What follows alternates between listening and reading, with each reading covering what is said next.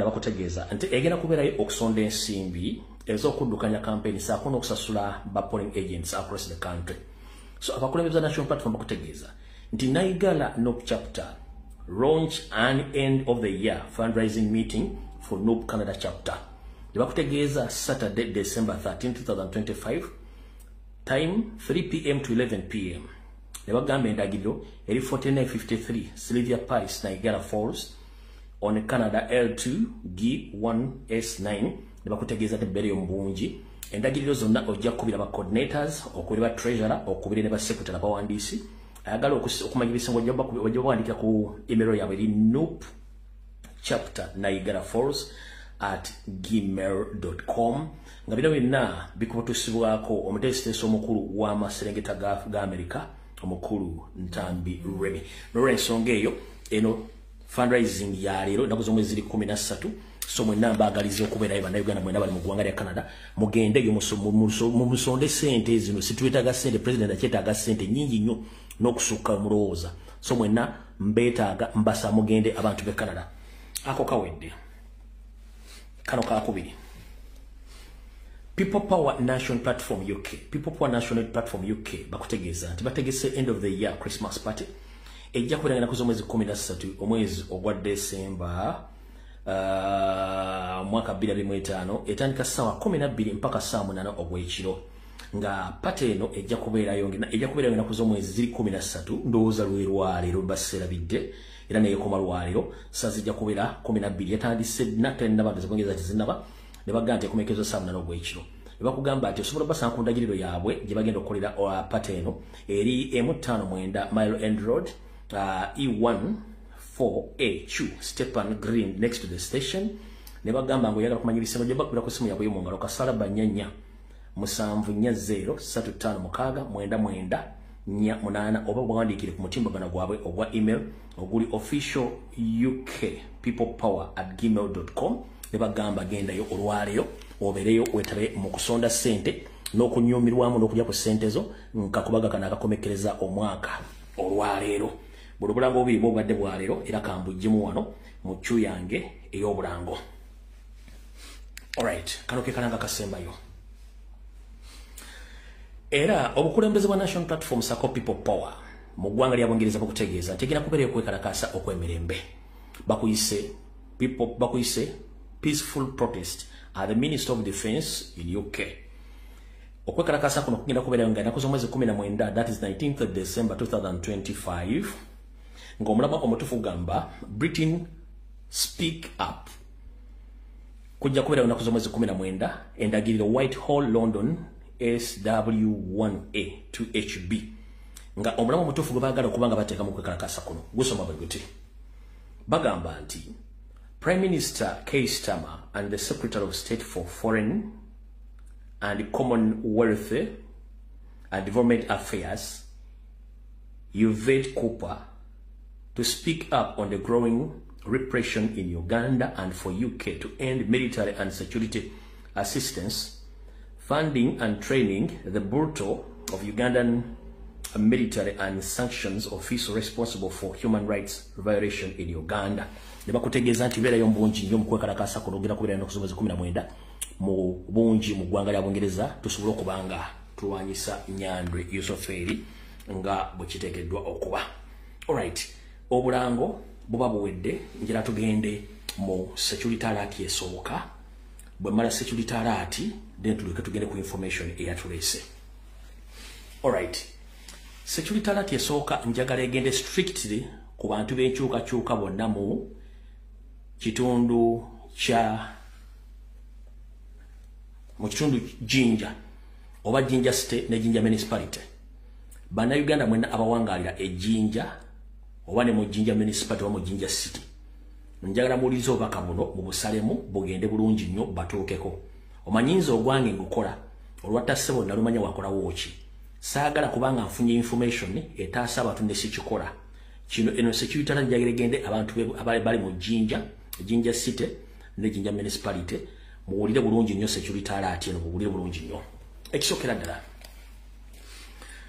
waliwo omwami RDC wa Museveni gwe bayita Gulume bali eino Gulume bali ino omusajja oyo ya RDC wa Museveni.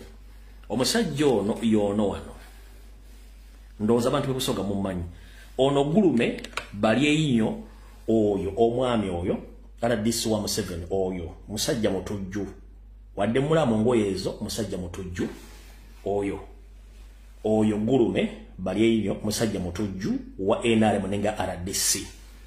Ekizibu kiri bwekiti.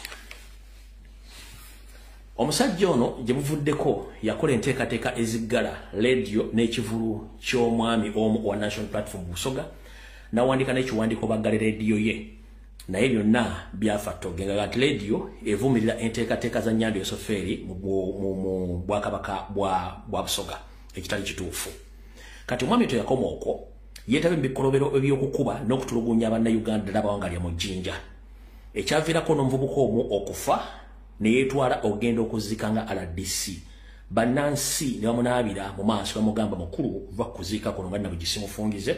Mukulu Gulume ono bali ino ne bamugoba ku mukuziiko okwo mugamba agenda tukwagala wano. Yawulira nga aswadde ngagala ettaka limumire n'avaawo. Mu kuvaawo awo yavaawo ameze akasajja akakazi konna ku mutima kakamuzimbye. Omwami ono kye yakola n'alowooza tetugenda kufuna information. Abantu b'ejjinja mwenna njala bategeeza nti omukulu ono RDC teyakomye okwo. Omukulu ono RDC yatuuza meeting yaabwe ey'ebyokwerinda mu kibuga Jjinja yagituuza ku Source of the Nile Hotel. Meeting eno yali ku lunaku lw'ebbalaza nga batuddemu abyokwerinda byonna ne bakkiriziganya lunye nti balina okukola effujjo ku bantu b'omu Jjinja naddala abataagala National Resistance Movement nga eno enteekateeka gye baagala okukola. 1 baagala olw'okuba nti baali bamaze okubba ebyambalo bya National Platform ne t-shirt ne basaba gavumenti ebawe t-shirt ezo ebongere n'endala bagenda ziwa abavubuka aba NRM n'aba ghetto structures bazambale t-shirt za National Platform ne ovulo. Bana abavubuka bagende mu maaso genda mu Jjinja n'okwetula ebitundu byonna nga bakuba buli muntu yonna gwe basanze. Kino ekikolwa kirabibwa abantu b'ejjinja ne Busoga nti National Platform ekola effujjo ku bantu ne bakuba ne batta ne banyagako ebyabwe n'okwona ebintu by'abantu. Meeting eno yaliyo ku lunaku lwa bbalaza ku Source of the Nile Hotel. Source of the Nile Hotel we yali ku Monday meeting eno yatuula n'asaba muwe ssente bamwene t-shirt za National Platform asobole okuba nga azikozesa okuba abantu nga bakuba bakifeesi bakuba abantu okubatta ne nga bamba n'engo za National Platform bakirecording emawulire kitandika okutambula ku radio ne ku TV nga gwe mulimu ye gwalina okukola olwaleero. Wabula teweebera nti omwami ono ne mu 2016 era ye mwami y'omu eyawandiisa bakawuula era bakawuula bano abaali bagenda okwokya shopping mall emu mu Jjinja. Kati nga waliwo Jjinja Central Market ekizimbe ekiriwo ekyo kye baateekawo n'ekizimbe ekyaliwo olw'okuba nti baali bakolera mu kizimbe ekyo ambaali tebawagira NRM n'asalawo abapangise bagunzi bagende bookya ekizimbe ekyo era nakyo bwali baayagala obujulizi mu Uganda empya obujulizi bulujja kuvaako bamulumiza we bali nti era yali abamaze okubasasula ssente bagende bookya ekizimbe kino waliwo ne batakyokya. Kati nga naawo wali ekizimbe kye yayagala okwokya waliwo Busoga Mall nenge ekizimbe kye yayagala okwokya wekyali awo mu 2016. Kati mwami y'omu era yali mirembere yali mu mitawaana egy'okuba nti anoonya bagunzi abageto structure batandika okuba t-shirt za National Platform okuba abantu n'okubatta era nga sofa wetwogerera mu Jjinja omwo mwakafaamu omwana omu baamuziise era nga bamukubadde basajja ba NRM bagunzi nga baagala okuvumiriza ekibiina kya National Platform ng'ono RDC yakirimu kubayita Gulume bali eino. Ekigambo bali eino kitegeeza omuntu ono muli wangu era alya nnyo omululu gwamuyitirira gwe mbagamba yono. Mujjukira ka video akagenze viral nga RDC bamugoba ku bukolo yono yennyini Gulume bali eino. So mwenna abantu b'omu Jjinja njagadde mbategeeze omwami ono ekizibu kye saagala mufune ebizibu mugambe nti abikola temujja bategera. Ekizimbe ekyenjogerako kye kino wano. Ekizimbe ekyali wano ekikadde kyali mu 2016 kyali yagala okwokya. Eno yani kibayita Busoga Mall. Kati kiri ye Jjinja Central Market. Kati ekizimbe ekyali mu 2016 kyali yagala okwokya olw'okuba nti abaali bakoleramu n'aba administrators baali tebakwatagana gavumenti ya Nyandwe neera kyamulema byasasula ensimbi okukola omulimu ogwo nakati we bali bajja mulumiriza mu ngeri yonna esoboka. Awo tuvuddewo njala tandika ka video eyatuleesa olwaleero. Video eyatuleesa olwaleero era ekindeesa olwaleero. Njala bannayuganda mwenna gye muli okwetola ensi yonna okusooka okubebaza naddala abakomrade bakolera ku mutimbagano ogwa Twitter, abakomrade bakolera ku TikTok, abakolera ku Facebook, n'abakolera okuwandika wabala mubale nyo babadde mu gomukola. Lulina basaba wiiki eno mutandika okukola muwandike nga mu downloading nga video muza uploading nga mutagingamu ebitongole by'amaanyi mu nsi yonna ne TV ez'amaanyi. Nemba nywele ekigambo taaga bwekikola. Nti oba oyo ayagala oba tayagala bw'otaagingamu ekitongole ekyo oba TV eyo oba bank oba ki aba bank bafuna notification ku social media platforms zaabwe era baba badina kulaba ekintu ekyo.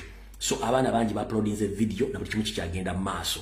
So olwaliro tugenda mu kalulu k'olutalo ak'okwenula mu ggwanga Uganda. Wabula njagala bategeeza nti sofa Nyandwe Yosoferi ali ku pressure etabangawo. Nyandwe Yosoferi tibahabulwa ali ku pressure etabangawo. 1. Nduwano okubategeeza nti akalulu Nuupu yakawangudde dda. Nuupu akalulu yakawangudde dda. Naye okukakuuma, okukabanja n'okuyingiza kyetwagala mu Uganda kibeewo ye step gye tusigazizza. Kino kikakata ku buli munnayuganda yenna ayagala enkyukakyuka eyabbibwako ettaka, eyattibwa omwana we, omwana gwe baasibira obwereere, gwe babbako ssente zo mu banka, omwana we otasoma, baakutwalako buli kimu kyonna tokisigazizza.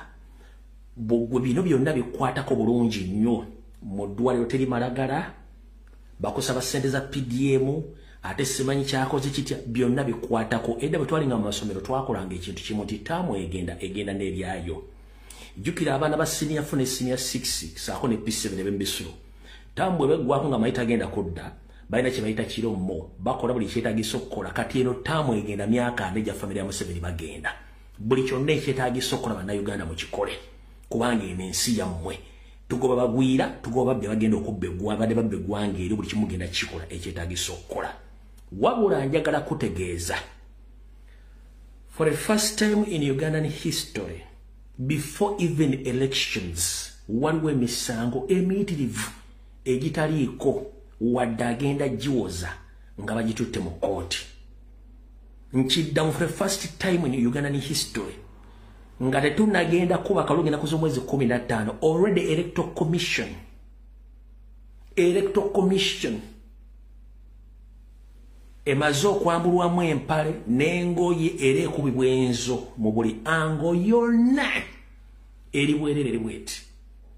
Electoral Commission eri bwerere even before elections eri bwerere. NRM eri bwerere. Police eri bwerere. Amagye gali bwerere. Buli kimu kiri bwerere ng'ani akikoze. Robert Kyagulanyi Ssentamu muli bannayuganda. Lwaki kavudde ku nyanjula katandise. 1. Already Electoral Commission nabagambye lulinga tutandika nti Electoral Commission system gyegenda okulondesaamu akalulu kano eri unconstitution. Wandika ebintu bino. System Electoral Commission gyegenda okulondamu akalulu kano eri unconstitution, tewali tteeka. Kyekisooka. Ekyokubiri, Electoral Commission eganye okudisplayin enkala z'abalonzi. Kyekyokubiri. Ekyokusatu, Electoral Commission terina nkala z'abalonzi. Ekyo kyakusatu. Ekyokuna, Electoral Commission yeefudde kooti esala emisango egitali gyayo. Ekyo kyakuna. Kansule nti mubiwandiika. Sigenda bibadde mu kansule nti mubiwandiika. Ekyokutaano, chairman w'akakiiko by'okulonda yeegaana amateeka amawandiike mu constitution ag'ekitongole kyakulira n'ageegana nti tegaliyo, ate oluvannyuma najja nakkiriza nti gyegali. Ensonga endala, akalulu ke tugendamu amateeka gasoma nti tewali muntu yenna ayitibwa mujaasi wa ggye lya UPDF akkirizibwa kwetaba mu kalulu kano. Etteeka lisoma teri ggye lyonna lya ggwanga likkirizibwa kwetaba mu kalulu kano. Bajeno, bakopolo, basajenti, baani bonna beta buterevu mu kunoonyeza Nyandi Yosoferi akalulu ekyo kimenya teka ebyokulonda kimenya ssemateeka wa Uganda eyo nsonga ya musanvu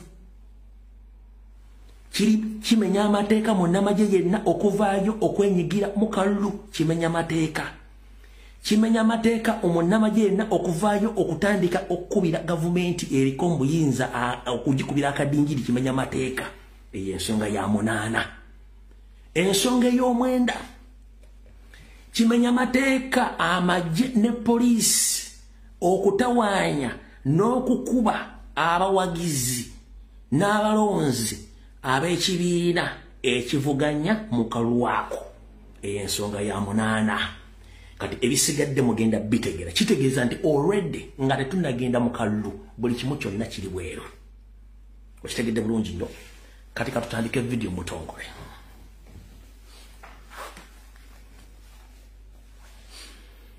banyabo ne bassebo bonna basabye okutaaginga ebitongole byonna by'ensi yonna bwe bali kikola njagala musigale nga mukikola mumanyi lwaki lwe basembayo okublockinga president Fort Portal tebannaddamu okublockinga president wantu wonna mumanyi lwaki ensonga yino 1 boy wange ekintu sali musale kye yakola eggulu nakati kikyaluma kikyatagaza NRM kikyatagaza amagye kikyatagaza Electoral Commission Nyandi Yosoferi yakubiddwa amasimu ku nsi nga 8 ez'amaanyi ne bamugamba ebyo mutegese byonna si kulonda that is sham elections if it possible call off those elections bwe kiba kisoboka okulonda akoleki akujjewo bamugambe those are sham elections if it is possible call off those elections 1 Constitution yamwe bagamba nti amagye tegateekidde kubeera involved mu byakulonda nti yes candidate alina okuweta yeggwanga lyonna nti yes lwaki mupangisa abayaaye okwenyigira mu byokulonda okuba abantu lwaki mukuba candidate byonna nga Nyandi tannakyaddamu kati ebyali eggulu ne battirayo n'omwana nkugambye mwe temumanyi kiri mu nnyumba ya Nyandwe ne president yakola ng'ayimiridde Fort Portal n'aleka kyalinga police ensonga zonna ng'azirambika mu mateeka ng'ayogera oluzungu buli kimu kyonna n'obutambi buli mu nsi yonna babulina kyesaasinziddeko essimu ezo zikuba Nyandi Yosoferi olunaku lwa jjo yayise meeting y'abanene bonna mu gavumenti abali mu sekita y'ebyokwerinda n'abagamba we've observed tetukyalina support but abantu amwagala gavumenti yange egwe nga tetunnatuuka na mu kulonda ulira bulungi nnyo abantu amwagala gavumenti yange egwe nga tetunnatuuka na mu kulonda n'abagamba akimanyi nze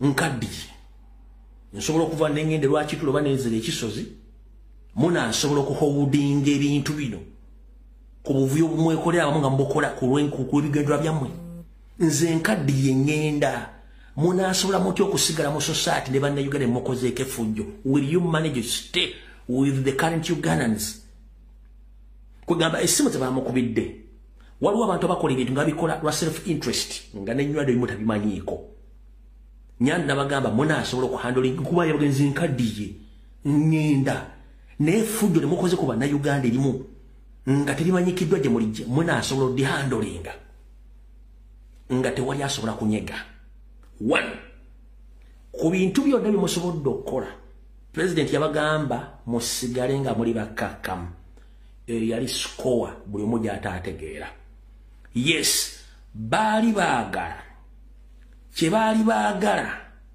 baagala provocation tugge mu katego kaabwe bo bafune kye baagala president n'abasalira eddagala bagamba no mukakkane temunyega abantu bano bakole buli fujjo good enough effujjo lirikodedi buli wamu njagala ombuulireyo okuva ku incidence y'eggulu ombuli wazzemu okuli wa polisi yenna ngazzemu okwogera ekigambo kyonna ate mwakubye emmotoka yaffe ate mwayasize ettaala ate mwakubye wa polisi engumi ate simanyi twabagobye misinde ate mu mwatuledde obusungu okuva ku incidence y'eggulu waawuliddeyo ekintu kyonna poliisi ngezzeemu okukola keesi yonna no kubanga they are already exposed police are exposed kubanga nabagambye nti NRM ekola more errors than national platform tosobola kujja kukola bintu ng'ogamba defendinga Museveni ng'ate NRM yekola ebintu bikyamu n'okusinga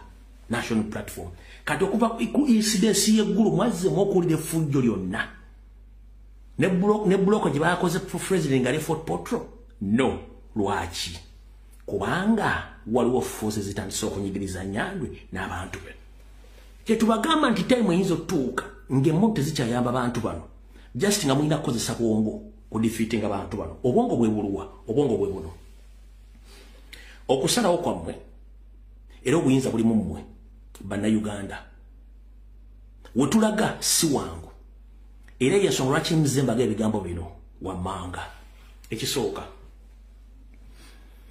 tulina omudimu omunene nnyo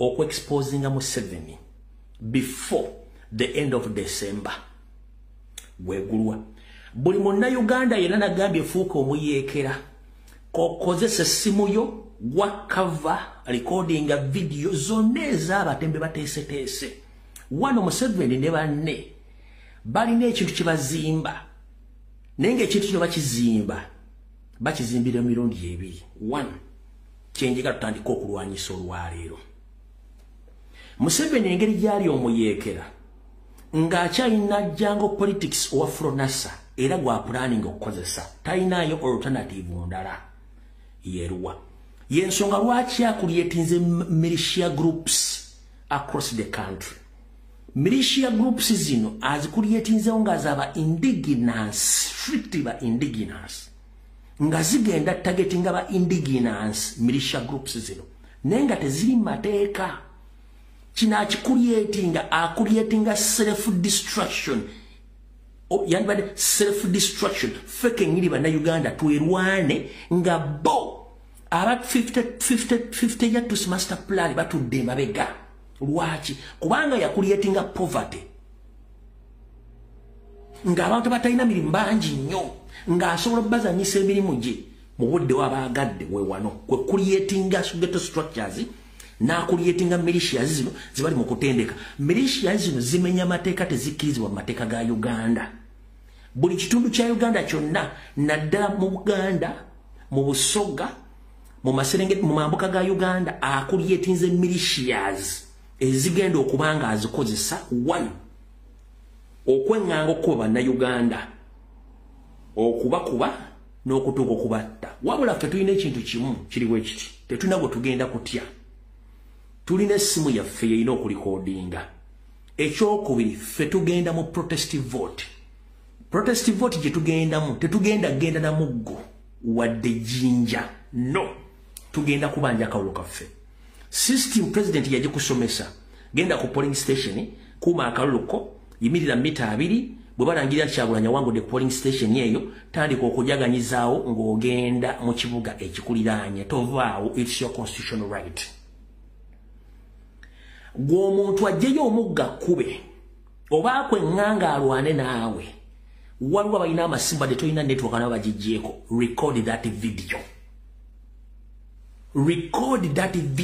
ekigenda okulwanyisa militia group za Museveni kwe kuze exposinga tumaze okuzula ebifo gye batendekebwa obungi bwabwe ne programu zaabwe wabula ngenda kugamba system president yatusomesa kirugendo ogenda nayo gwe kyolina okukola recording bonna abantu by'okuba bali abo bamanyi na buli kimu kimanyi ekisookera ddala tebali mateeka the world knows that Museveni has created militia groups nkiddamu ensi emanyi Museveni yakuleetinga militia groups videos bazirina buli kimba kirina kati ye akyabuliddwa engeri zagenzo yeshiitingamu ziteekamu kati komulere ngenda kusaba munansi ali awo for the first time kozesa essimu yo recording vine badakiika 3 neba bajjeko internet videos zino zigenda kubeera uploaded okulaga Museveni nti buli kimu kyakola kimenya mateeka tetugenda kulwana na muntu yenna nti ogenda kuba muntu ejjinja no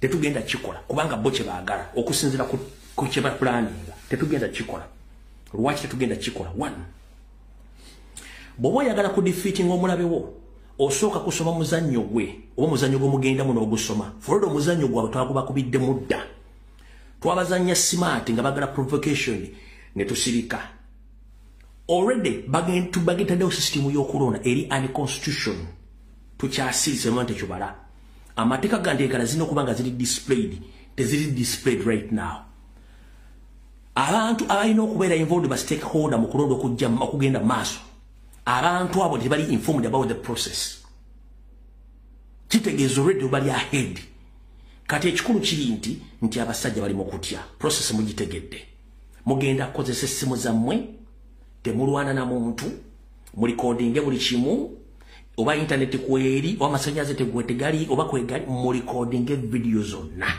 tero bagenda kujjako simu olw'ensonga Museveni akimanyi bulungi nnyo tagenda kufuna kalulu kano awo tuvunedde mutegedde bulungi nnyo kati okusinzira ku kyabadde ekasese empondwe ne kyabadde ekasese mu town tewewunya Museveni ngazze kasese tewewunya Museveni ngazzeeyo kasese tewewunya Museveni ngazzeeyo Arua tewewunya Museveni ngazzeeyo Iganga tewewunya Museveni ngazzeeyo Masaka ng'akubye enkunga n'esukka mu lumu lwaki ensonga zizino one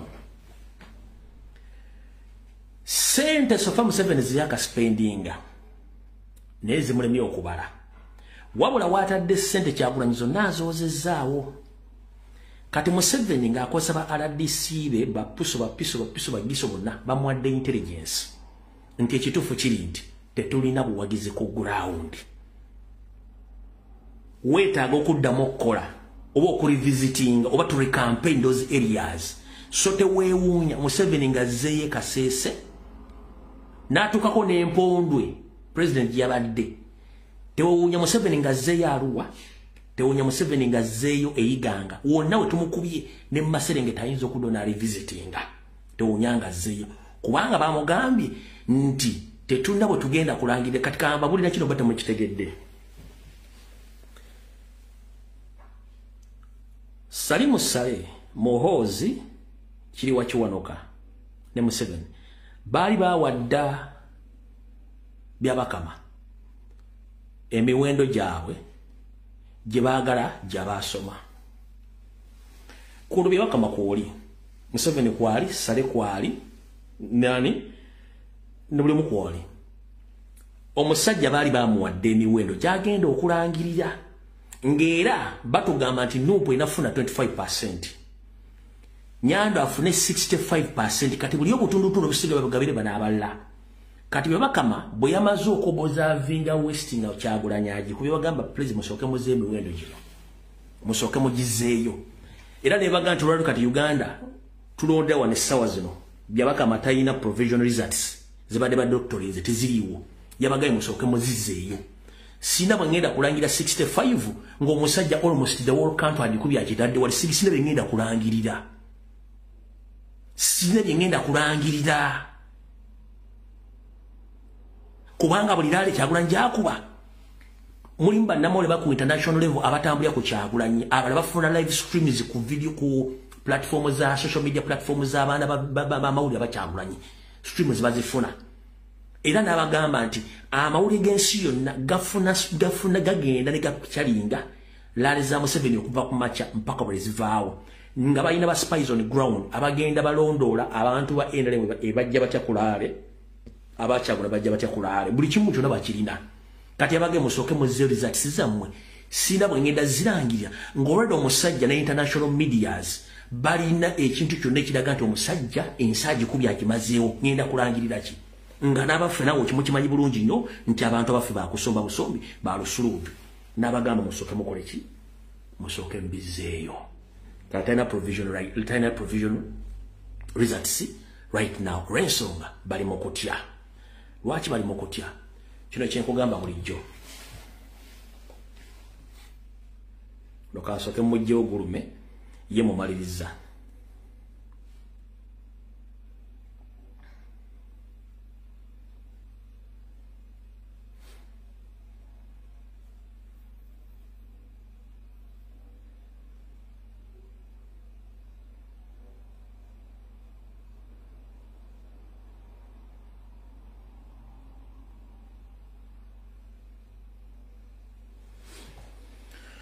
Nakuteredde ka video emisala kansoke nkakuzanyire tugende ku step eddako. Byogenda okulya ebigo bino byali bya UBC nakati ekyaliwo. Newe bali codingira akatambi kano nga Obote ne bane bakyali mbuyinza. Bine byatuka mu road triangle oluvanywa lwa Nyandi Yosoferi okufuna 1% mu kaluwa kaliyo yeke yasala okwata mundu. Ulira bulungi nnyo njagala uliza akatambi kano ka UBC kange. Close to 500,000 Ugandans were reported to have died in the 5-year NRA guerrilla war in Luwero Triangle. Duka, niwakwata mama wange nebamuta. Nente nebazitwala nesente nebazitwala. Ono waba mulalo gwe baali basise omulalo waffe. Mulalo waffe bwe yajja n'agamba mama wamu bamusonyiwa nebagamba gwe ddayo. UPC and Dr. Apollo Milton Obote returned to power for the second time. The leader of the UPM, Yoweri Museveni Kaguta, who had participated in the 1980 presidential elections and failed to raise more than 1%, claimed that UPC had rigged the election and decided to pick guns, fled to the jungles of Luwero to fight the UPC government. What else can we do if you have got a government which has closed off all other channels of peaceful change? What else could we do except to surrender, to resign ourselves to slavery, and we couldn't do that. However, Obote sounded a warning to the NRA leader Yoweri Museveni, who had led a team of young men to fight the UPC government in the jungles of Luwero. They do not value self-determination. He valued the education of the people of the North. And in fact, if he did not need the people of the North, it meant himself. Bwomala okulira akatambi ako kati wenkugambidde information eri njagala otandika okuwulira ebigambo ebyogerwa abantu bano wammanga olyoka okakase kyenkugamba. Bano abantu batandise n'okulangira abantu sente za PDM nti atalonde Museveni bwe bamuwangula mu kitundu mwoli sente za PDF agenda kunoonya bakwate bakusibe. Twatandise bwe tuti.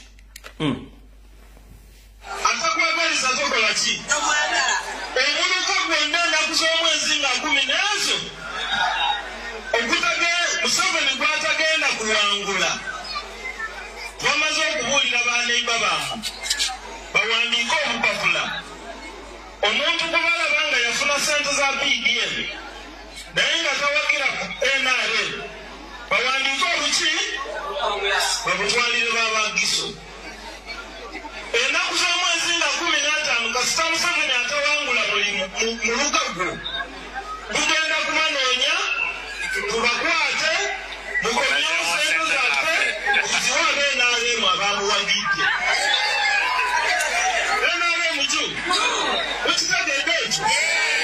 Mbadde wali oli nambuuza mulimo nategeera batyanga sali mwase naye bwe tubadde mu miitingi eyasoose abantu babadde nduddewo okuyingira munda nga bagamba RDC abo tebawagira NRM batuviire mu lukuŋŋaana lwaffe.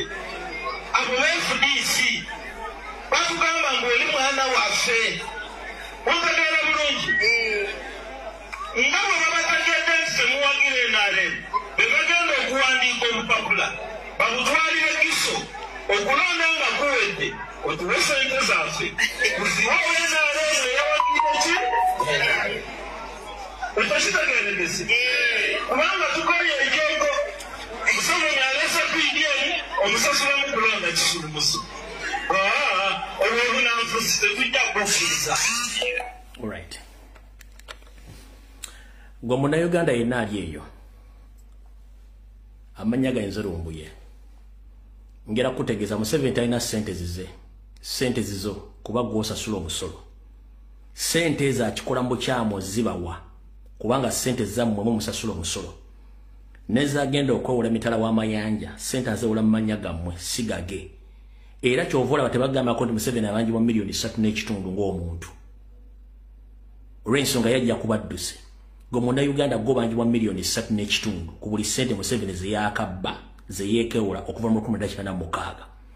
Ngera kugamba londa Robert Kyagulanyi Sentamu ku lunaku z'omwezi 15 otikinge ma ambulera wonna wogisanze sente za PDM togenda teri agenda zikubanja oyabera poteya nyongero kujjukiza abana ba P7 ababera mbisulo abana ba senior 4 ababera mbisulo abana ba senior 6 ababera mbisulo bwamazo olunaku ngamazo kola ebibuuzo nga bagenda okudde wabo enkeera bakiyita kirommo kate kirommo kya Uganda Museveni yakuwa sente z'entandikwa sente za PDM sente za reconciliation londa Kyagulanyi Center londa National Platform londa manvuuli teri agenda kubanja ezo sente zizo tebaddamu kusirwaza waliwo omukyala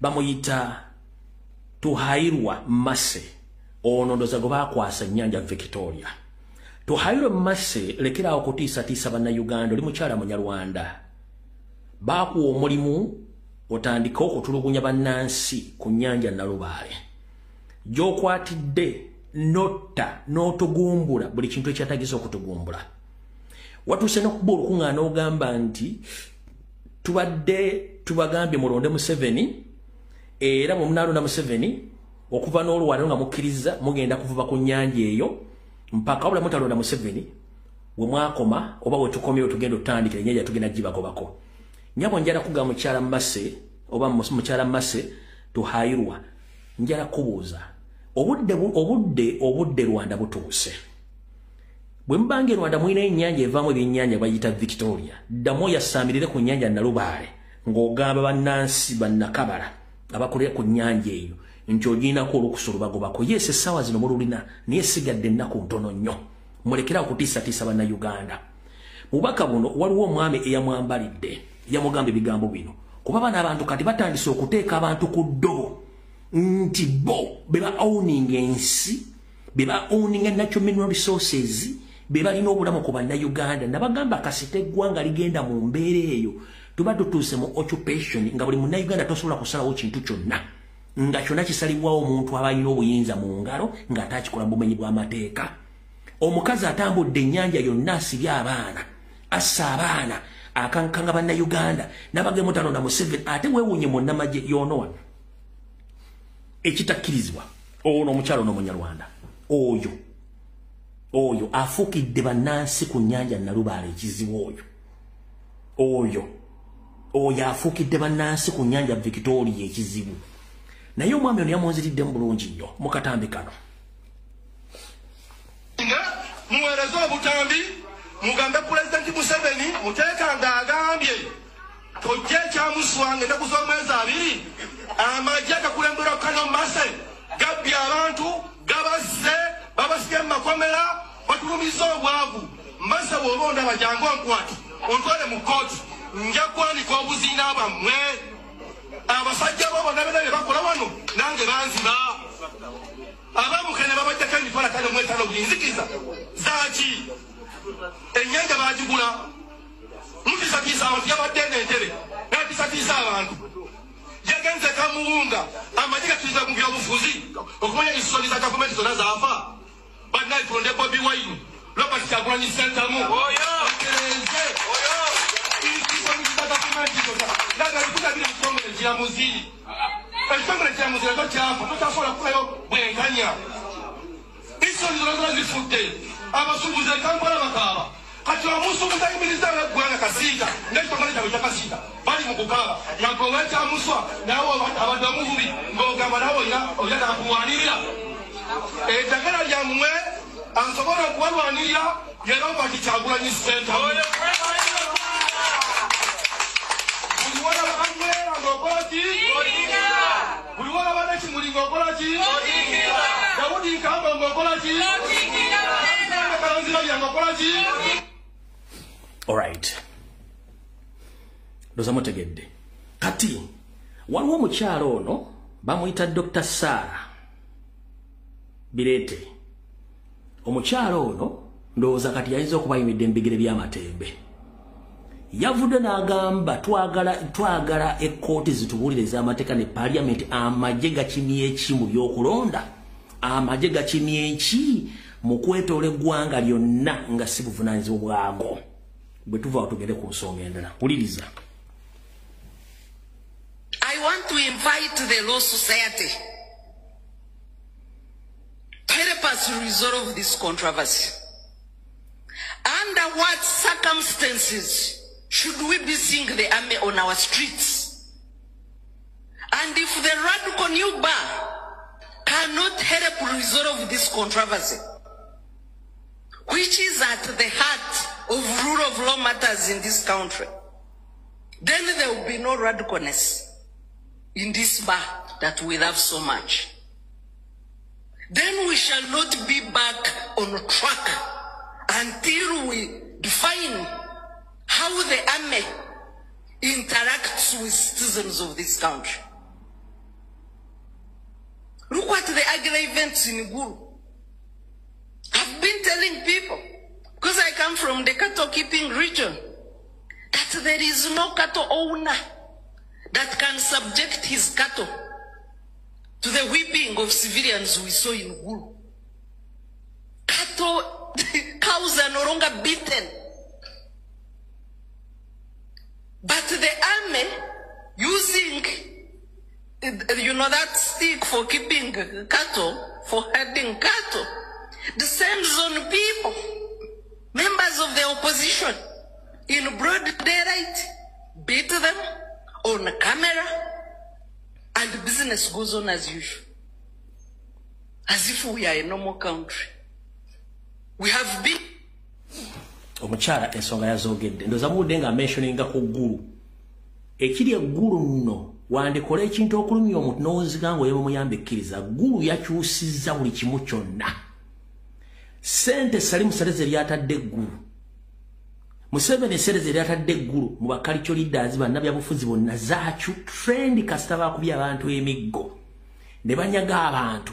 Amawulire ge-exposing nti zonna deal zadde za Salimu Sale zabadde basajja ba opposition abayingira NRM n'abaana bennyini abaana b'oku kino bagamba batuwa ssente okukola effujjo n'omwana yattiddwa buli kimu kyakyuse. Bali mu kufigitinga tebalina kye bagenda kuzzaako. Ekyo si kyo kikulu. Njala mumpulirize. Ndi wano tegeeza mukulu Simon Wakama, ntegeeze Mr. Abbas Byakagaba, ntegeeze Museveni, ntegeeze Salimu Sale, ntegeeze Jeno Muhoozi Kanyarugaba. Nti ebintu byonna bimukola bimenya mateeka. Why do you panic after ruling that country for 40 years? Muhoozi tokolangako mulimu gwonna. Oyimiriddewo okusendeza omusolo okumala emyaka 35.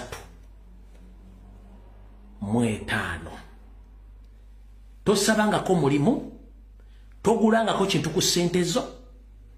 Bannayuganda bakulisiza bakunyweseza. Ojja wa gatise ziragira amajjo ku bannansi okubatta. Ojja wa gatise zikwata abantu bateeke mu basement. Tosabangako mulimu, togulangako kintu kyonna. Abakazi sente z'omusolo zikwasiza abakazi, kwozaalidde abaana, kwokoledde buli kimu kyonna. Toyina bulamu bwali biseemu nga bannayuganda. Ojjawo obuyinza obutulugunya n'okukwata bannayuganda. Kati kamba tegeeze kino. Mwena kyembadde temumanyi kikino. Tebakulimba nti poliisi gye mulaba ye poliisi yaffe ya bulijjo nno. Muhoozi ne kitaawe Salimu Sale baakyusizza poliisi. Poliisi kati erimu ba SFC bonna. Buli commandant gona bali mu poliisi kati essaawa zino bonna ba SFC. Mwetegereze uniform empya n'abavayo bonna ba SFC. Kino bakikoze tactically. Bakikoze tactically ne bajja ba commander ba indigenous commandants ne baleeta ba SFC commandants okuva e Kasenyi be bali mu poliisi. Be bali mu kulagira abantu okuba abantu okubatta. Kubanga bakitegedde nti poliisi eri against the crimes against humanity. Muhoozi n'alagira poliisi abakamanda bonna basooke baddeko ebbali ayingizeewo abantu be. Ekyo mukitegedde. So saagala muntu addamu okulimba nti tulina poliisi olwa tetulina poliisi. Poliisi bagidisarminze ne bayingiza abasajja ba SFC. Era bali mu kukola ebikolobero byo. I'm here to inform the international community and the entire world that as we speak right now, as Uganda is heading towards the fourth elections on 15th of January 2026, with the indigenous, we are facing a love situation as we speak. The state which had ruled Uganda for 40 years has nothing done to Ugandans apart from planning the atrocities against the will of Ugandans. The chairman of the Electoral Commission is compromised. The system is under captivity on orders of General Museveni and his son plus his brother, General Salim Saleh. All forces which are in Constitution of Uganda, they are no longer functioning, including the police, including the prison services, all are infiltrated with the small group of the elite forces of SFC, which is now had already taken over the control of police services and prison services. So whatever is going to happen in Uganda, don't ask anyone else. The person who are responsible for those atrocities and wrong orders is the son of Museveni and his father, uncle, Salim Saleh, plus Museveni. They are the one behind all the atrocities which are taking place in the country. So don't be fooled by Museveni, because it's good at camouflaging, giving wrong stories and giving wrong answers to the right questions. So I'm here to inform the international community, whatever thing is going to happen in Uganda, please don't hesitate to arrest the entire family. Is the man behind all the atrocities in South Sudan? Is the man behind the atrocities which happen in DRC Congo? Is the man behind the atrocities which happen in Somalia, as well in Tanzania currently? Don't forget that whatever happened in Rwanda in 1994, Museveni was the master planner. He used the taxpayers' money and the UPDF service officers, plus those Rwandese whom he kept in Uganda for all years, whom he sent off himself to go and attack the regime in Rwanda in 1994, which led to the massacre.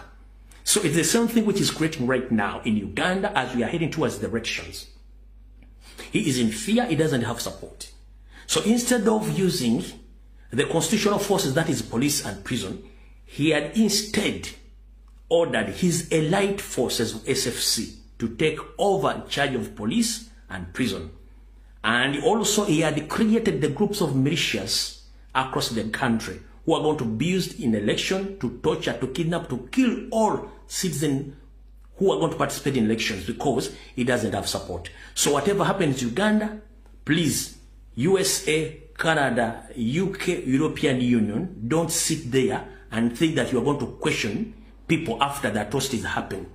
Please wake up before it's too late, because the man had led that country for 40 years, but nothing we Ugandans we have yielded in his leadership. Remember, all along we've been informing you that Museveni and his entire family, these are non-Ugandans, these are foreigners. They came as refugees. They were brought in by late Obote on special missions. After the special missions, indirectly, they call themselves Ugandans. That's what now they are leading us in the long path. So we are calling upon all the international communities, embassies in Uganda, please, with immediate effect, stop Museveni. That man is a lunatic. Is a madman. Killing of Ugandans is not his problems. You've witnessed, you have all records. We know that you get jigs from him, because for you, the Europeans, the British, Americans, and we know that. Museveni, you are still using Museveni in your interest across East and Central Africa. But remember, is the same person who betrayed almost 7 leaders in East and Central Africa. It's on record. So it's very easy for him to betray Ugandans and cause the second genocide in Africa, because he had already organized militias across the country who are ready to kill Ugandans, and is ready to switch off the power, to switch off internet. So please, we call upon the international community to engage before it's too late. Wabaka manjagadde bawa era bajja butegeera. So kati gwali ku social media wakugambira nti bulwokola posting ofunye video eyo, please video giteeko ku social media platform yo, genda wali waggulu mu kagirasi oteekemo searching erinnya olitagging video bajja gira buli kimu kyoyagala okola bagenda kiraba. Njagala mu recording video zonna na buli kimu kyonna mubiteeke ku mitimbagano egy'enjawulo, amasannyalaze wegaddira oba internet weddira, abantu bano bajja kubala mu butambi muno. Temubabudde bana abantu bali mu kutya. Kati njagala soka bawa example. Omwami ono mwamulabye.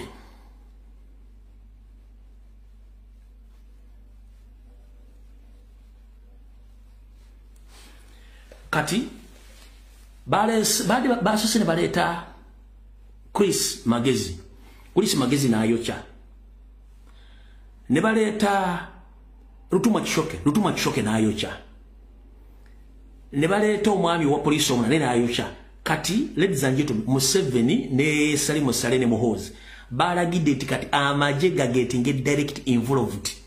They are free to utter any statement to scare off Ugandans. Nchidamu Nyandwe Yosoferi Tibahabulwa ne mutabani wa Muhoozi ne Salimu Sale balagidde abamagye bagetinge involved direct in politics n'okusindika message ezitiisatiisa bannayuganda. So you are most likely to see more UPDF officers and SFC coming on TV, on social media, intimidating Ugandans. Kati, bwamaze okwokya bali bonna ne bagamba tukoze tutya. Ne basindika ono gwe bayita Muhwezi, gwe mwalabya akalula amaaso mukulu. Ekizibu kye mulinamu abasajja ba cow mentality. Muddira disabilities zammwe ne muzifuula scare tactics. Omwami ono yazze ku TV ng'ayogera ng'akanudde amaaso gaagala mugenda wano. Kati ezo tactics ne Museveni yali azirina previously ng'ateeka ayambala galubindi n'azisika n'aziteeka wano. Kati n'ateekamu amaaso muli ng'ayogera ng'akanula amaaso kuti kati baleese ono Muhwezi omusajja wa SFC. Ono gwe mwalabe wa SFC ali stationed e Kasenyi. Wabula bamulese kati yambadde ekyambalo kyani kya poliisi.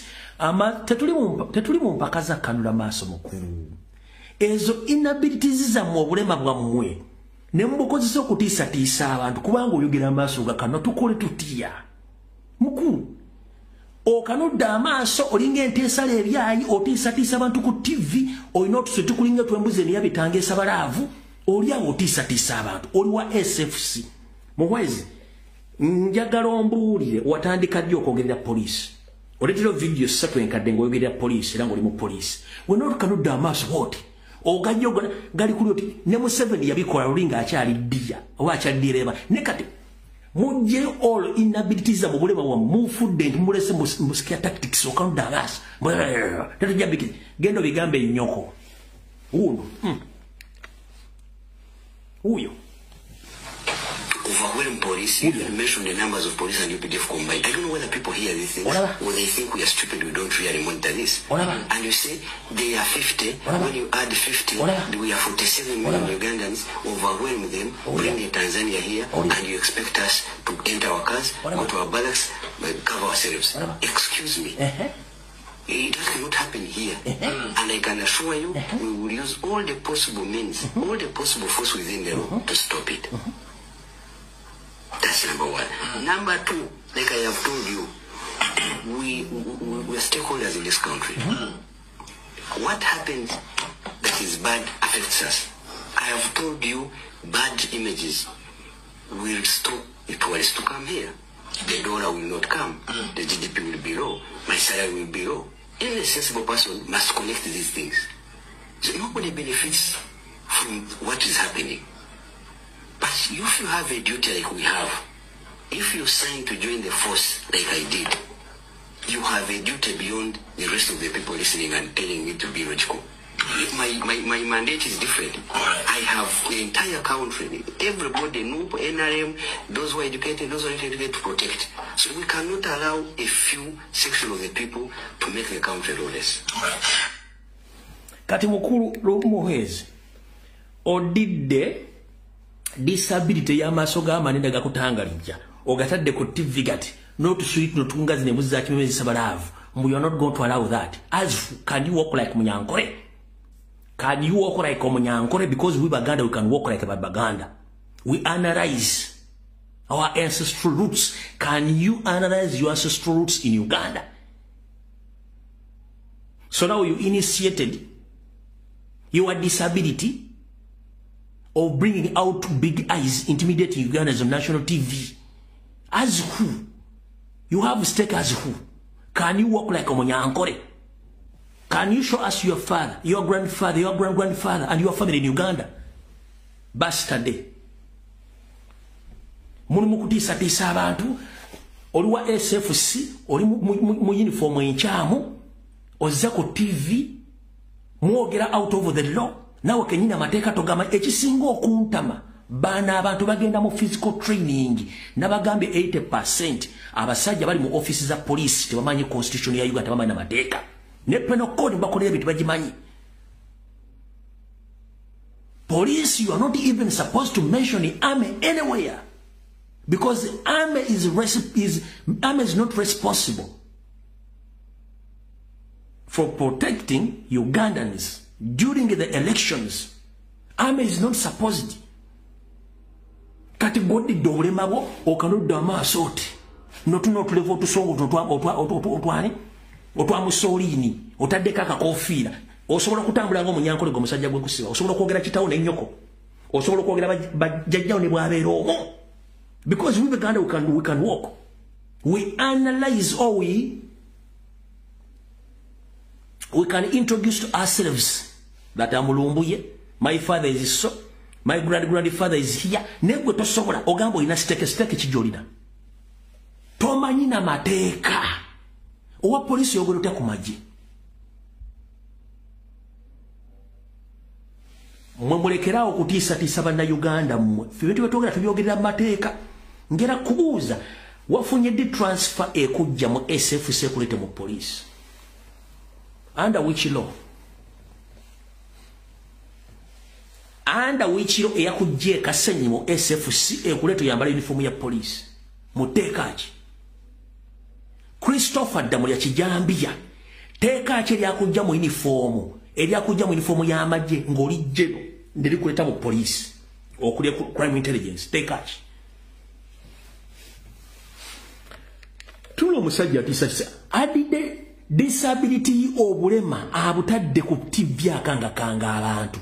Uyo muulide ko overwhelmed police. You even mentioned the numbers of police and UPDF combined. I don't know whether people hear these things or they think we are stupid, we don't really monitor this. And you say they are 50, when you add 50, we are 47 million Ugandans. Yes, Muhwezi, you are stupid. Let me repeat it. Yes, Muhwezi, you are stupid. Can you stop someone? Can you stop anyone to analyze the number of UPDF serving officer in Uganda? Can you, there is any article, any law in Uganda which stops or which prohibits any indigenous Uganda to calculate the number of UPDF serving officer? There is any article or any law which stops him or her. What we take mu constitution erigana munda Uganda okwogera ku namba ya amagye agali mu Uganda n'obungi bwago negakisobola okukola waliwo etteeka. Gwe tteeka kiri akujja Kasenyo gy'oyambala uniform ya police gwa SFC. Teka kiri ya jeno mu police mulimu jeno. Njagala omuntu wana asomya amateeka ku baro ya ku muli. Njera mu mbulire mu police mulimu lanka ya jeno.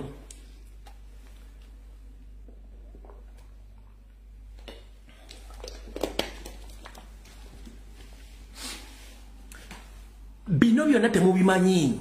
Bana Uganda mbadde green. Teri mu police temuli mulanka ya jeno. Njagala wano njagala kasoko kwengejinga namwe.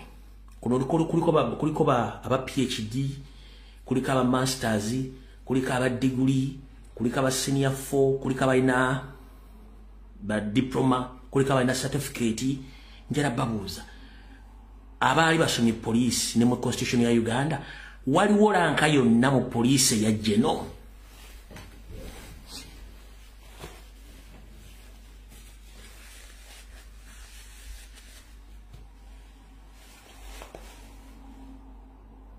Gwanodira Christopher Damuli ya Kijambia owa UPDF n'omuleta n'akulya crime intelligence jeno. N'oddira ono omulema akanula amaaso n'alowooza nti jamunyumira atiisetiisa abantu n'omugamba wavudde ddi Kasenyi mu SFC ojja oyingire mu poliisi oyambala uniform okangakanga abantu. Mbu tetulina mandate kwogera ku magye gw'ogirina ngaani? Ogirina ngaani? Nkubuuza, can you walk like Omunyankole? You can't even walk.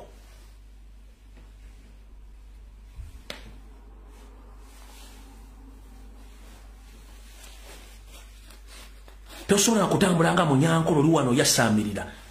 Mbusimanyi mbu mwina steke after 40 years. Luling Ugandans, we've gained nothing. In a .com era, you still kidnap people.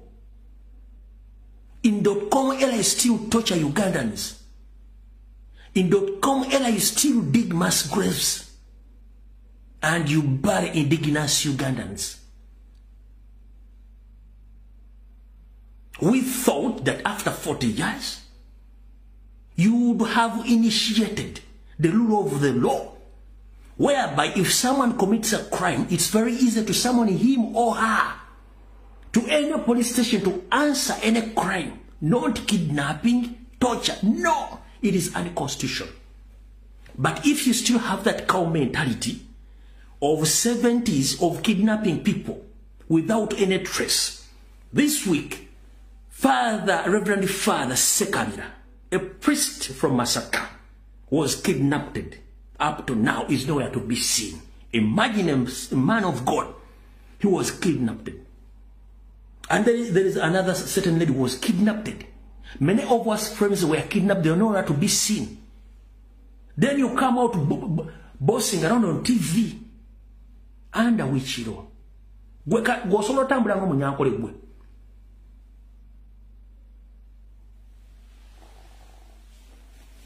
Gwe fena bana Uganda tetuyonka ante.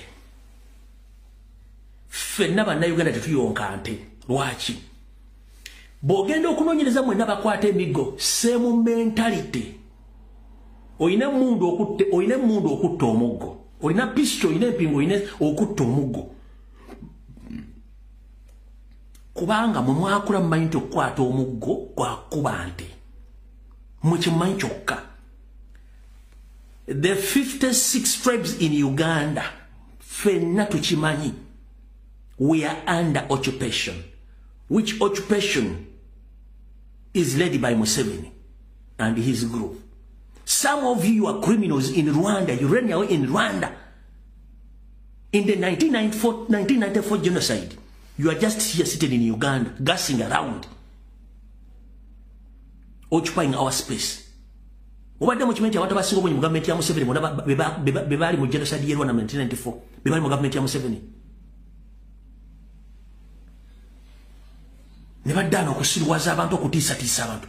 Kansooke mbabulye mukulu. Constitution ya Uganda tekkiriza musirikale nga kwenyigira mu kintu kya kuba muntu wa bulijjo na kwenyigira mu bintu bya bululu.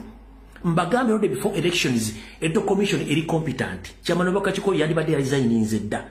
Akachiko byokonda akafudde court ekitali mateeka.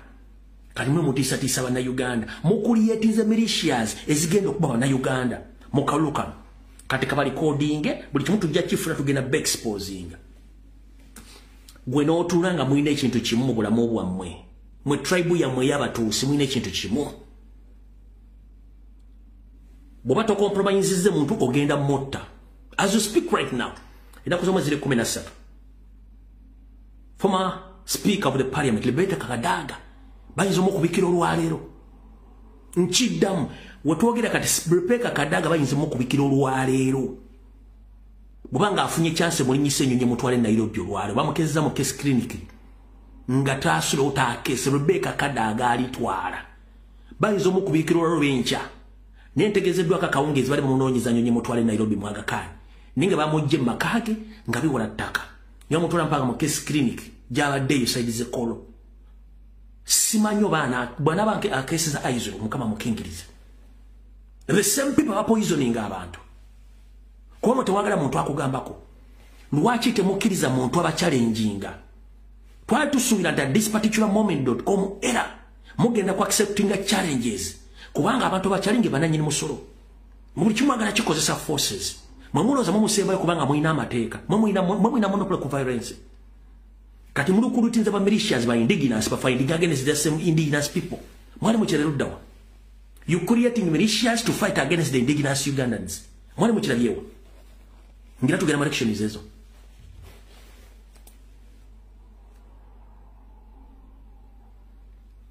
Ngenda basa bana Uganda Museveni akulietinga simple genocide mukana akallo. Wabula the only way to fight that simple genocide, use your phone. Don't engage in any scuffle. Use your phone. Act according to the law. Act according according to the law londa akaluluko kakuume mu meters 2 bakarangire nti go wangudde wa president genda ojaganye ng'oyingira kibuga kyonna w'okisanze temwenyigira mu kintu kyonna kyakulwana at this moment bano bamilishe bataddewo baagala mbayingire mu lutalo naffe ffe twette bannansi kyesijja kukkirizanga nze wano sikkiriza mu amaanyi kunyigiriza munafu ekyo kyonfiirawo mu bulamu bwange bwonna mbadde nnwanira eddembe ly'omunafu nze sikkiriza munafu mu amaanyi kunyigiriza munafu tetugenda kukkiriza bukodyo bwa kiyeekero bw'ekitemo kulyetinga abantu batandika okulwanyisa bannansi nga mwe mutudde twandibadde tuli oke singa ebinja mukulyetinze by'abanyarwanda twandibadde tulina buzibu but mukulyetinze militias ez'aba indigenous kubanga mwabafuula baavu it won't happen buno bakanja nabo basindikira akalwa kawedde Museveni yawandiika aba local defense ne ba police constables where they are nowhere to be seen buli kulondo kubeerawo akulyetinga abantu kati akulyetinze mu militias ne ba militias baana basoga baana baganda baana batoolo baana banyankole baana bakiga baana bagisu bakulyetinze batadde mu gange ezo tekuli famire zaabwe lwaki temukosa ensi etegeere nti tulwana ekintu kya occupation kati mukulyetinga bagibalwana naffe bannansi ffe twettegye ngaali wali atudde gwe boy gwe badde omulimu okutwala okutendeka nkugamba togenda kulwana bannansi banno tereri jimu yaleesabanyiza emyaka 4 nebeeremeddeko tesukka gwana mugumu ne bwe beeremeddeko tesukka gwana mugumu eno tegenda kulwako kubanga enaku z'omwezi 15 wekikoma nyenda okuga muganda wange gwe batendeka togeze n'okwata omuggo nti okuba munnayuganda tokigeza akikozesa yakutadde mu mbeera ng'olina ebikwogerako otandika okugenda okufuula omukwasi w'omuggo nga wasoma neba tewasoma akikozesa ye muntu gwe bawadde ssente ez'okuzimba amalala n'azirya akikozesa ye muntu alina ennyumba yabukadde 10 gwe ennyumba gy'osulamu ya ssente mmeka akikozesa alina emmotoka 7 mu parking yard zonna ziri waasi miliyoni 5 gw'otambuza bigere nga nfuddu sereza muwa musolo akikozesa ye director w'essomero abaana bo gye batasobola kusomera akikozesa ye nannyini kiriniki ekuliraanye etunda eddagala eryesereza omw'omusolo ani agenda okugula eddagala si gwogera ne weewola akikozesa si munnayuganda kubanga ayagala wette akikozesa alina ready passport agenda kudduka gw'ogenda sigala wano bannansi ogenda bannyonnyola kinga obudde buddugadde buzze ku bunnaabwo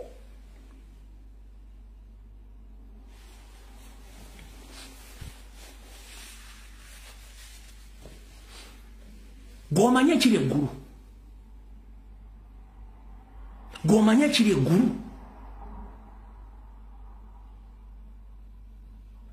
ekiri eggulu abantu bali mu kugamba nedda ekimala kimala sali musale yabafera ebikolobero byakoleddeyo okuba abantu ng'ente avumisiza abantu b'omumamboka nti badde baagala okuttirayo omuganda bibazaalidde maka ebyazaalira ku ttale kati gwali wano musirisiri gwadde omuggo ogenda training nga bagenda kuwa 7,000 singa gavumenti ekyuka ogenda kunyonyola otya bannansi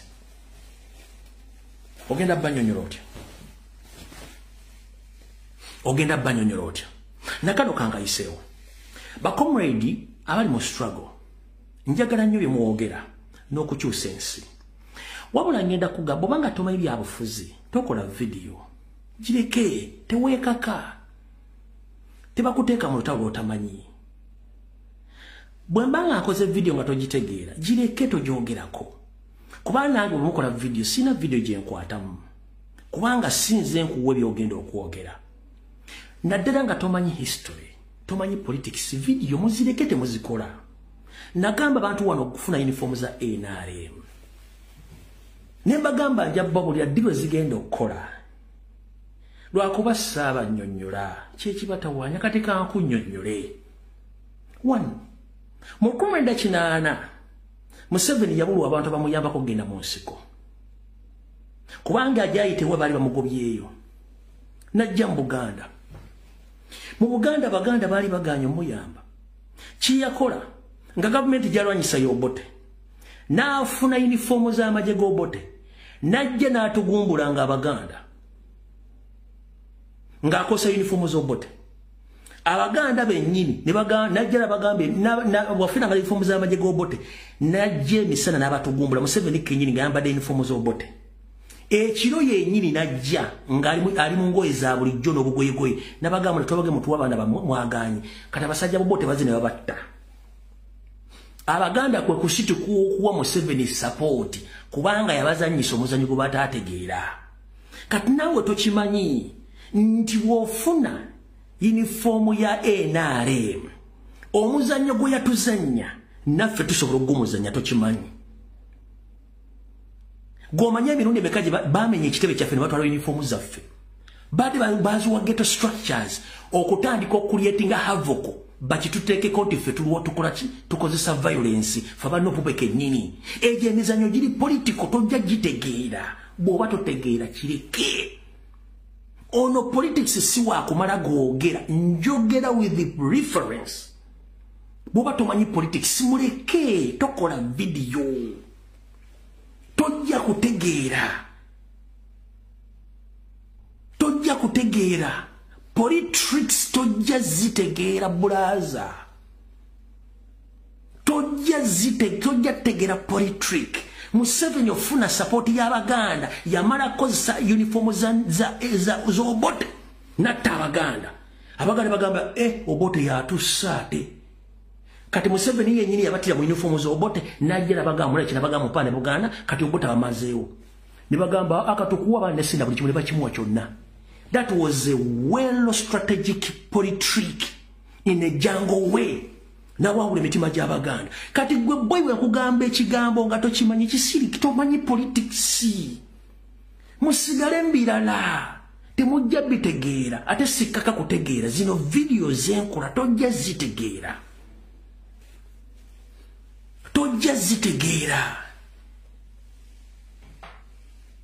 tukugamba n'eggwanga lya Amerika ligenda okulumba omuntu oba ensi yonna ngali mazo mukuba ngali mukubisiza information America egenda okulumba enso jidumba ebana mukubisa information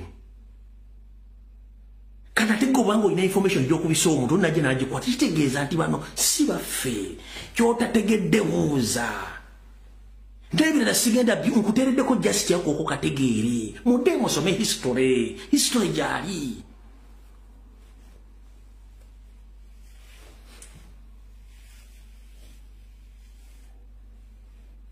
mudeyo musome history jali omusajja gwe tuwana naye history twamusoma tumumanyi bulungi nnyo tulina muzanyira muzanyo gwe nnyini waliwo ka video akabadde ku social media okwo nga gayambadde uniform ya NRM kuzunguru yamubuuza owaye kati nga tukulabo yambadde uniform ya NRM nagamba okusurvivinga oyina kwambala uniform ya NRM noyita kuba police oba kuba ba NRM bayitawo naye ndo mugongo ndi wa nupu n'akyusa uniform ng'eriko eriko nupu genda okanonye kuzunguru kwekalya zi simple as that nimwe nodaawo n'okola video emitumbi negikwereera kubanga totegeera kye bayita politrick ne politics tomusobola kuba temumumanyi genda kuzunguluka video kweka era nasire ngamba kitegeeza abaana bano bategeera kye nali mbagamba kitegeeza abaana bategeera kye nali mbagamba kuzungulu ani yalabye zungulu wa yesterday ani yalabye zungulu wa yesterday ku Friday ka video kwe kali ku TikTok mugire mukanoonye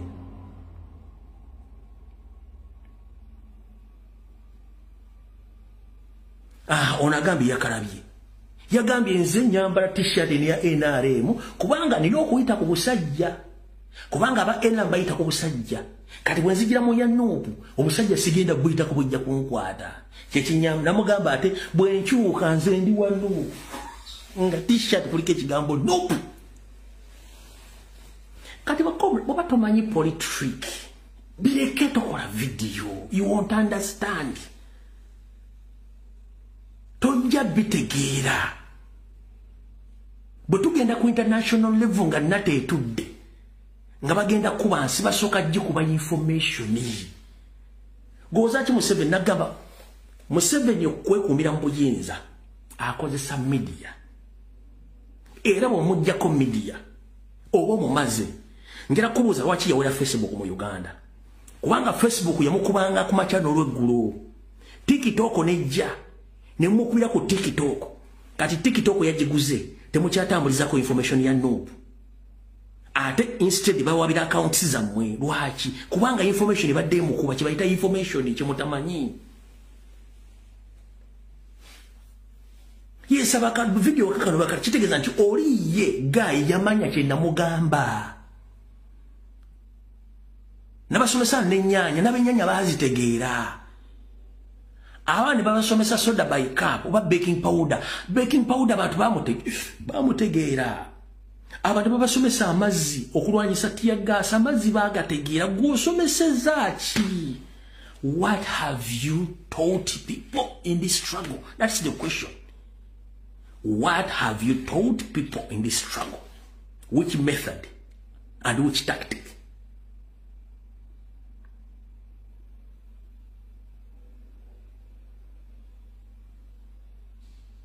kubanga temanyi history temanyi politics temanyi kiki just ulingwayogera kyotategera wayogedde kino agambibwa no eyo si enkola kyotategedde kireke oyo bwe tuba tusindika emmotoka nga yetubidde waliwo ateekako ekifuba waliwo ateekako omukono ogumu waliwo ajebakabwe basi naye nga ffena emu yaffe yakola ki yakujja omotoka eyo ate emmotoka eyo bwevaawo ffena basirise tetugenda girinya driver ne tani boy bagenda ffene tusigala olumu nga tebatusasudde olumu nga tukodde community service that is it era bino byetukola nze nabagamba sina kifo kyenjagala nwanirira ggwanga lyange na mirembe kudda mu ggwanga sina kyenjagala baboyi sina kifo kyenwani kasite eggwanga libaamu amateeka buli kimu nga kikola sente z'omumusolo zikola kizina okukola buli munnayuganda bamutuusaako ekizibu munnayuganda agenda kubanga afuna emirembe afuna okuddibwamu kyenjagala nti bayisiza budget sente zino za ddagala ziguze eddagala yes abaana basomedde bwerere nti yes gavumenti yekulyetinza emirimu nti yes sirina kyenjagala baboyi gwe tonnumirwa mbwire musagera kundya sina kifo kyengenda gavumenti bwevaako nga kyagone president toyinza kuddamu kunda ku social media okujja nga akola kintu kirala naye politics no mba nabivuddemu dda kyenyinza okukola kwe twakiyita sensitization okusomesa abantu ku ggwanga lyabwe n'ebintu ebirala kyenyinza okukola nebiri ba politics no basi olutalo luba luwedde kyenjagala mutegeere so saagala mudde mweraliikirire mukole ekintu kimu olutalo nga tugenda kulwana omulabe buli kyakulwanyisa kyonna tukikozesa we use all tactics to win the enemy you understand bwe tubanga tuli nimubanga mulwana n'omuntu yena nga mugenze mu physical battle oba oli omulumye kutu omumenye kugulu omugjeeko kyomukubyeko badde olutalo luba lutalo teluliko system teluliko formation tekiringa street battle oba street fight tekubaako formation kyonna kyokozesa okuwangula omulabe kyoba okozesa tobuuza okitegera tobuuza nze sikolera muntu nkiddamu I'm not working for anybody here on social media. I'm working for people. Nkolera abantu sikolera muntu. Nkolera abantu.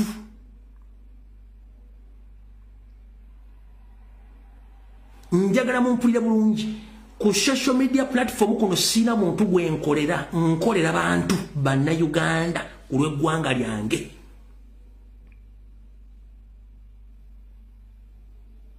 Nengo mukulembeze wange ye Robert Kyagulanyi Ssentamu kubanga byakkiririzamu byenzikiririzamu so sirina muntu gwe ati nkolera gundi no nkolerera abantu nange ng'omuntu kubanga kinkakatako mu ssemateeka wa Uganda okudefendinga constitution ya Uganda okulwanirira eddembe lya Uganda kyekyo so sirina gwe nsaavinga nti saavinga muntu no bw'osaavinga omuntu ogenda tambulira ku interest ze n'entoli ze bw'akola ensobi ate ovayo defending ekyo no oyina kutambulira ku constitution na national matters.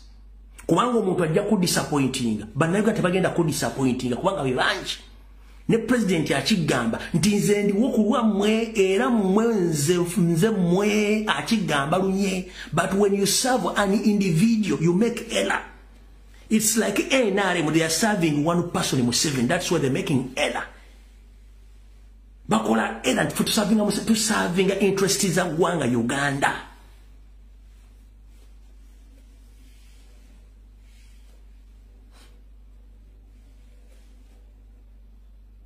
Yensonga no sigenda kujano defend ye mutunga yakoze ensobi. No. Openly I will tell you. That is me. No muna igo gamanti nze sina interest za muntu ze serving a national interest and the rule of law on behalf of Ugandans. That is me.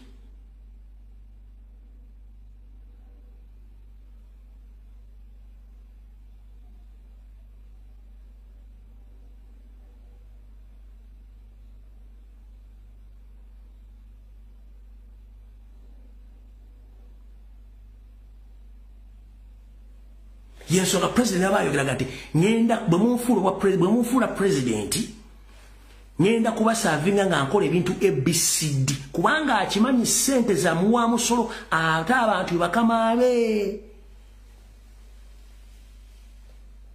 Abantu abategera mu Uganda singa bali bategera ekigambo protecting their gains kyali kimala mu Uganda ino okudda mu ta supporting Museveni.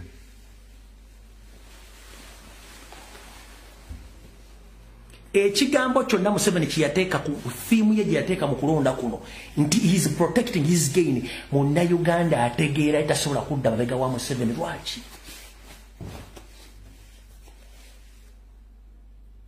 Buzo wa NRM yenna ina gosanze mugambo wai singa tebakuwa sente osobola supporting Museveni. Singa tewabaddewo sente osobola supporting Museveni. Ajja kugamba nedda ngire kufuna sente. Buzo wa Nope Kyagulanyi mu supporting coach ajja kugamba mu supporting kubanga njagala nkyuka ensedde mikono gy'abannansi buli muntu afune mu ggwanga ali as simple as that. Era mulati kulaleza ene bwekutabaako mmere kulaleza ene batagaba sente video bazikola nti afe tuvuddemu fe tuba Nuupu mutumye ne sente temutwadde sente simanyi omwana akola posters ku sente zize, omwana agula bendera ku sente zize, n'agula manvuli ku sente zize, n'akola buli kimu ku sente zize because ayagala eggwanga lye n'omukulembeze amukulembedde amwagala kubanga ayimiridde ku mazima. Nkugambye Museveni yatandise okwebuuza omusajja twatuma tasobola kutuuka na bitundu 25 bya campaign kubanga njagala tukkiriziganye ffenna. Bateekawo okuŋŋanya ssente za campaign. Twasembayo kufuna update nga abasente zonna ekibina kyesisonde ziri 1.5 billion Ugandan shillings naye nga twali twetaaga 9.5 billion Ugandan shillings. Kati ye Museveni bwe yalina bambegabe ne president kyebasembayo okwanjula nti 1.5 billion ne bagamba tagenda kumalako. Tasobola kumalako. Nkikuddamu kiwulire mwasonda sente president yali yeetaaga 9.5 billion Ugandan shillings. Sente abantu ze basonda 1.5 billion Ugandan shillings. Kati Museveni bwe yafuna eyo figure n'agamba kolono tasobola kumalako sente tewali. But unfortunately almost tutuse mu 90% za campaign nga buli omu president atuusewo. Kati bagamba omusajja sente azijjawa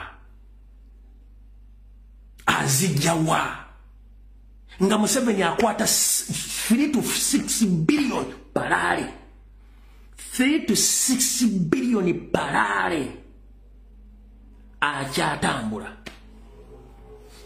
Yali amanyi nti bwakwata ba Eddie Mutwe bakirewo Kivumbi n'akwata ba Waiso Mufumbira ekintu kigenda kuyiika kigaanyi bamwako n'amagezi akwate Babi oba akwata bano mwana Kyagula mutte kijja kunafe kigaanyi.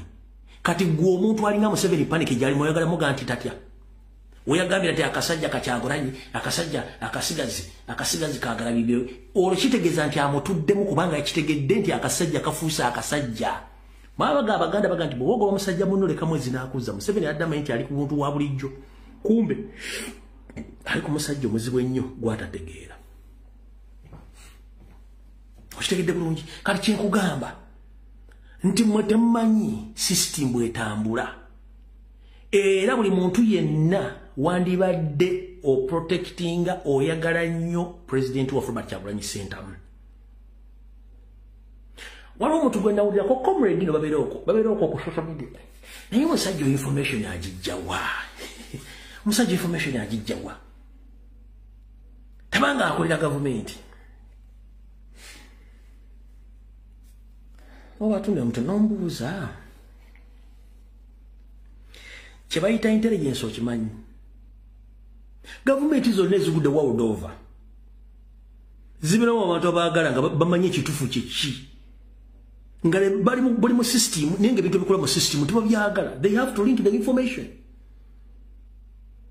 nkuddamu gavumenti zonna world over mubeeramu abantu ng'ebintu ebikola mu gavumenti bakkiriziganya nabyo be abantu abalinkinga information Museveni mu 8 mune mu 7 yayinamu bamama mbabazi bassa mu kuteesa baani bali mu gavumenti ezo nga bawaayo ssente balinkinga information Museveni gyabesingangako okujja okukola ebikola okuva e Tanzania n'okuyingira ng'Amini tamanyi kubanga yafunanga information okuva mu gavumenti ya Amini ne mu gavumenti y'Obote nafunamu ne ssente fenaffe kyotusuubire nti tufunye ba MP abasukka 58 bagendako basoloza ssente isobola okuyamba system okujjako bagenda kwegala bwegazi okitegeera so nze njala baga aba comrade ne bannayuganda mwenna tulina omukisa ogwo gwe guno buli muntu w'oli mbadde nkuddamu okusanga omuntu gaga nti agira Museveni nga Museveni yateekako ekigambo they are protecting their gains mubuuze gwe which gain are you protecting Museveni yawandiika nti bo akalulu k'omwaka guno bakagendamu okukuuma bintu ebyo baafuna mubuuze gwe wa NRM wafuna ki era kikyokuuma kikyolwanirira tolina kitegeeza oli musiru emirundi busiru era bagenda kuzikanga nswera efiira ku mulambo mpaka gye baguziika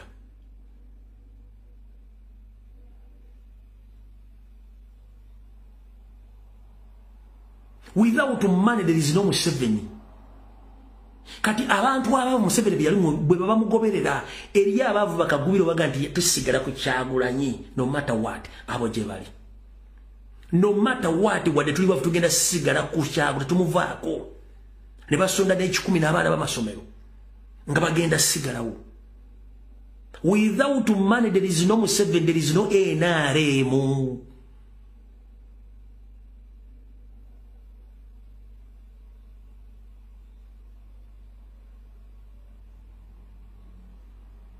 okitegera butegezi so bana njala baga bigambo bino byole bulungi nnyo mubitegere bakke mu V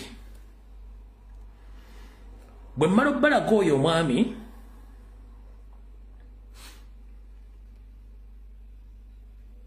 wembalaze bw'oba oyagala kakasa nti dikiteeta ayidde ne regimu ye eyidde baani abaaliwo wano nga nwana ne Post Bank Uganda emyezi egi nga nkuba Post Bank Uganda baga tegenda kukyuka baani abaaliwo wano njagala abaliwo nga nkuba Post Bank nembaga tegenda kukyusa amanya naye tebakirangako ku TV mu mpapula zaamu kubanga baali balwana information olw'ensonga nti Post Bank Janet Museveni be bagirimu babbye ssente z'abantu bakuba n'ebicupuli naye kati bakyusa amanya nga tebazilanze wadde ku TV wadde wa ekibalwanya kiki information gye nafulumya nga tebaagala abantu bategeere nti Lumbuye yakuba Post Bank kyembagamba nti bo babaagala kulwanyisa information gye banfulumiza kati mwenna bayita mu Kampala ne wayita mu Kampala ne branches za Post waliwo kigambo ki waliwo kigambo ki bali bagiranzeko mawulire officially oba ku TV oba ku radio bali bagiranzeeko kubanga balwanyisa information gye nafulumya oluvannyuma lw'okuba bannayuganda njagala batambula nokuba muzirabyeko nga sinazanya kantu kano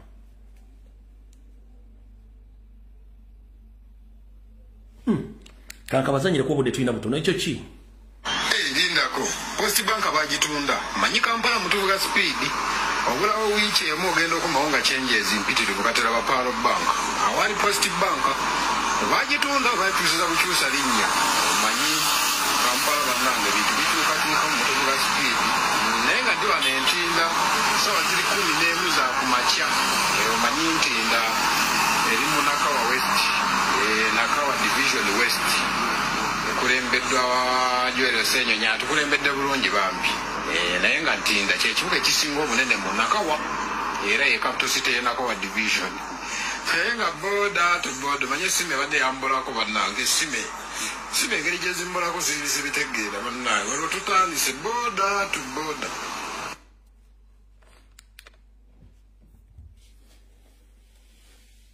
ekibayita information ekyokubiri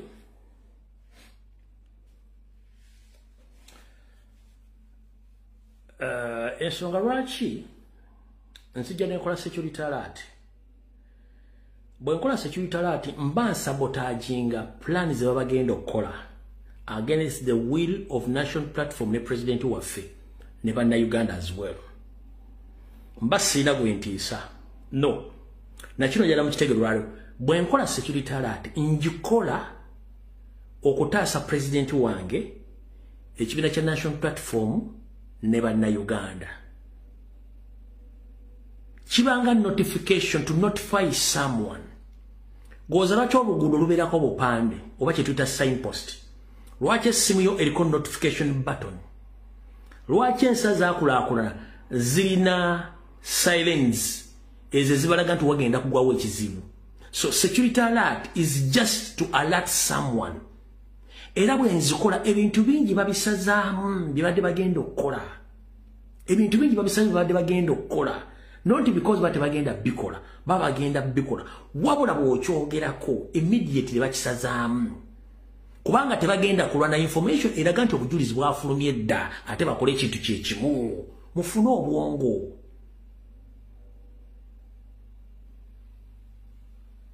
bwe nkola security alert mba mpooningana kujjawo kizi kibadde bagenda teekawo okutaasa munnayuganda n'okutaasa omukulembeze n'okutaasa ekibiina era ebintu bingi tebabikola era babikolera mu nkukutu nga temutegedde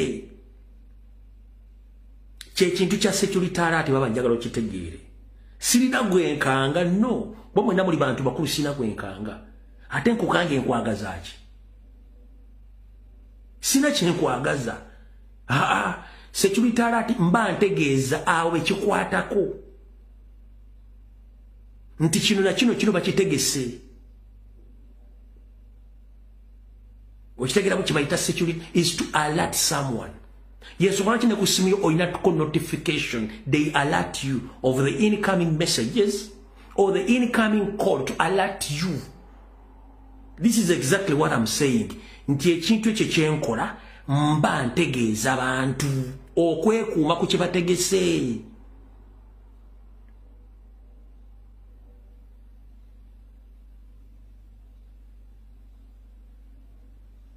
Okitegeera nze wano ebintu byenkola ne bakomere bala byebakola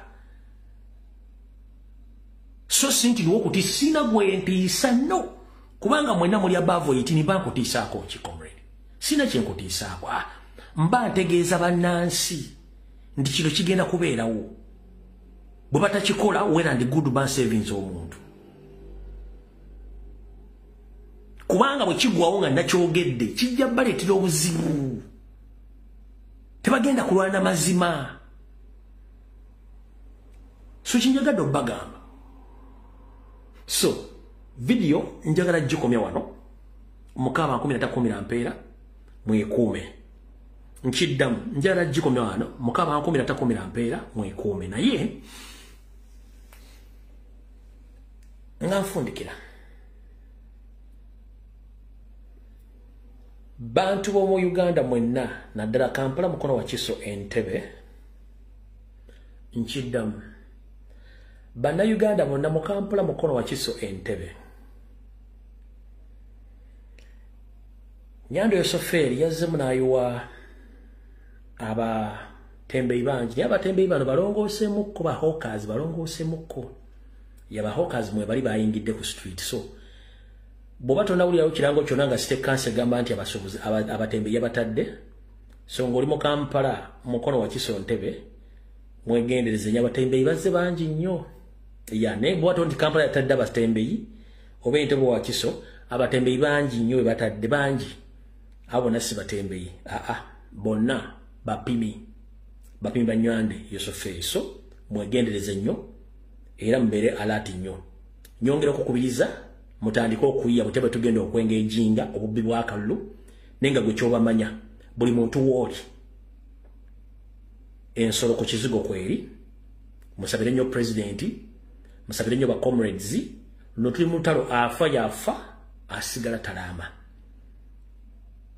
afa yafa niwe mbanze nga nvuddewo musigale nga mugenda mu maaso nkidda munebwe mbanga nfudde olwaleero musigale nga mugenda mu maaso temuyimiriza kubanga eggwanga ddene okunsinga eri abagenda okulibeeramu nga siriiwo ng'abalala batusooka mwe baavaawo wabula ogenda kuleka mukolo ki mu nsi yo bagenda kwogerako ki nga nfundikira buli lutalo lulaba ku TikTok lwonna luli state funded record this buli lutalo lulaba ku TikTok lwonna luli funded era entalo ezo baziwandika neziwandika nti lwetulumba ntulumba ono buli lutalo lula ku TikTok lwonna luli state funded unfortunately tuba tukyogerako TikTok yawandiise negamba nti mu Africa ensi esinga okweyambisa obi TikTok bagiyita Uganda temwewuunyanga Uganda bagigyeko live streams nga bakikoze Nigeria sabwe zure mukaawo gwekyo bajjako live streams ku TikTok tezibeerako so bagamba na Uganda bawemula batekako ebintu by'obuseegu bakulietinga entalo batekako ebintu bitategereka TikTok yakitiddewo so temwewuunyanga Uganda bagijjeko live streams for hours nga balina baligenda take time limit obuseegu bususse n'ebintu bitakwatagana bisusse ku TikTok so ekyo mukitegene buli lutalo ndalula ku TikTok naddala nga omuntu yera mumanyiko nti wa state nga si wankyukakyuka manya nti olutalo lwonna luli state funded one waliwo ne stunts ezikolebwa nga nazo zi state funded stunts ezikolebwa kyonna mukitegere bulungi so saagala mugoberere entalo ziri ku TikTok simanyi ono yalumbya zonna ziri well manifested and funded by the state one okuba buzaabuza ezo entalo z'obufumbo ono yakwanyani ono yakwa ebiboozibozi ebyo byonna biri state funded byonna